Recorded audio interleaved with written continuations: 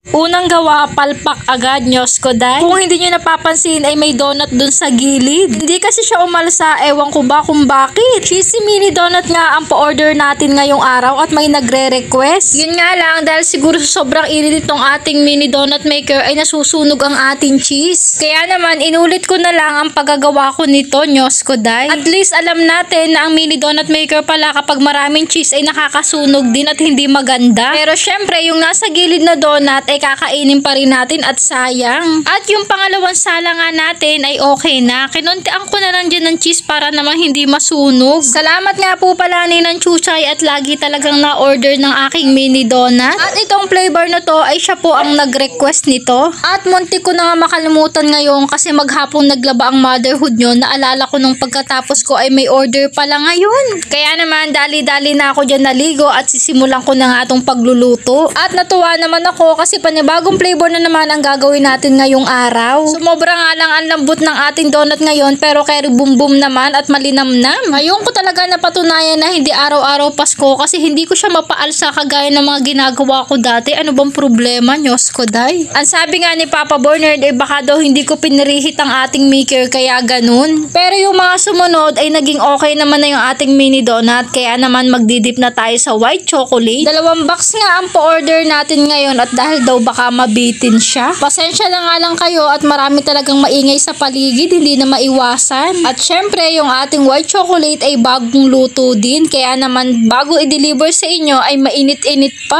Nasabi ko na rin naman dati kung paano ako magluto ng white chocolate. At yung nagtatanong po kung anong white chocolate ang gamit ko ay Beryl's po ang brand. At tamang-tama nga lang yung combination ng white chocolate sa ating cheese flavor. Kapag talaga natikman mo to ay hindi ka talaga mauumay. Nitong mga nagdaang araw nga lang ay medyo madalang ating pa-order ka na. Madalang din tayo mag-content, ganun. Sa mga gantong pagkakataon nga, ihananda mo na ang sarili mo na sa negosyo, minsan ay malakas, minsan ay mahina. Pero syempre, dapat huwag tayo mawawala ng pag-asa. Naranasan ko na rin namang maging malakas ang pa-order. Syempre, hindi naman araw-araw ganun. Kaya naman, huwag tayong paghihinaan ng loob, laban lang. Mini-make sure ko na lang na lagi ako may stock ditong butter mixture sa ating bahay para pag may umorder, eh makakagawa agad tayo. At syempre, dapat lagi ka rin may nakareding mga pang-flavors. At eto na nga, pagkatapos nga po nating madip yung ating donut sa ating white chocolate, ay ito na niyayadyadan na natin siya ng cheese. Kaya naman, ikaw na nanonood at tatakam na ano pang hinihintay mo, ay di-order na. Char. Buti na lang at kahit papaano ay may extra income tayo. O diba, may pambili na tayo ng ulam pagkatapos nito.